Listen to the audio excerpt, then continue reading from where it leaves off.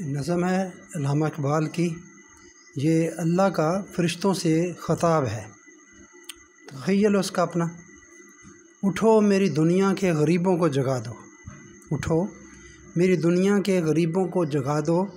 کاخ عمرہ کے در و دیوار ہلا دو، کاخ عمرہ عمرہ کے محلات کے در و دیوار ہلا دو،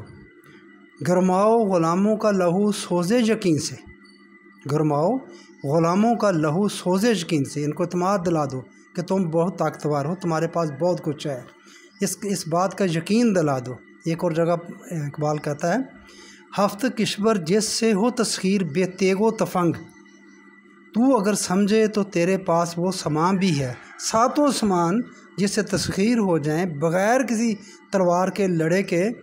تو وہ ایسی چیز تیرے پاس موجود ہے، اگر تو سمجھے تو تیرے پاس وہ سامان بھی ہے، یہ یقین دلا دو۔ گرماؤ غلاموں کا لہو سوزے یقین سے،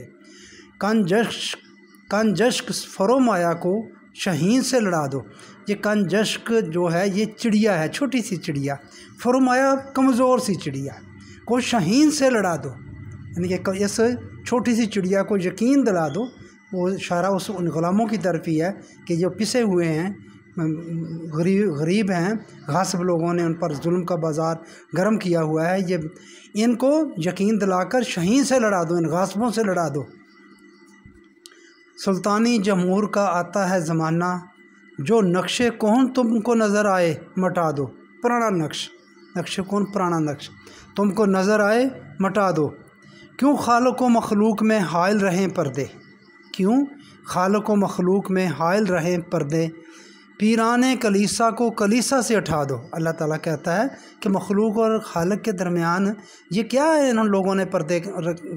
حائل کیے ہوئے ہیں، یہ مذہبی پیشوائیت کی طرف اشارہ ہے، یہ آستانوں کی طرف اشارہ ہے کہ وہ درمیان میں آ گئے ہیں کہ ہمارے پاس آؤ، ہم اللہ سے ملاتے ہیں۔ تو کیوں خالق و مخلوق میں حائل رہیں پردے، پیران کلیسا کو کلیسا سے اٹھا دو۔ یہ ہے کہ جو اس کے بیٹھے ہوئے ہیں ادھر کلیسا میں یا مسجدوں میں درباروں میں، ان کو اٹھا دو، درمیان سے ہٹا دو ان کو، یہ اللہ تعالیٰ فرشتوں سے کہہ رہا ہے، پیران کلیسا کو کلیسا سے اٹھا دو۔ آگے، میں ناخوش و بیزار ہوں مرمر کی سیلوں سے، میں ناخوش و بیزار ہوں مرمر کی سلوں سے، پتھروں سے، میرے لیے مٹی کا حرم اور بنا دو۔ یہ جو قیمتی پتھر ہیں حرم میں لگے ہوئے، میں خوش نہیں ہوں، میں بیزار ہوں ان سے، اللہ کو تصنع پسند نہیں ہے، تو اللہ فرماتا ہے کہ میری عبادت کے لیے ان چیزوں کی ضرورت نہیں ہے، بس میرے لیے ایک مٹی کا حرم ہی بنا دو، میرے لیے مٹی کا حرم اور بنا دو۔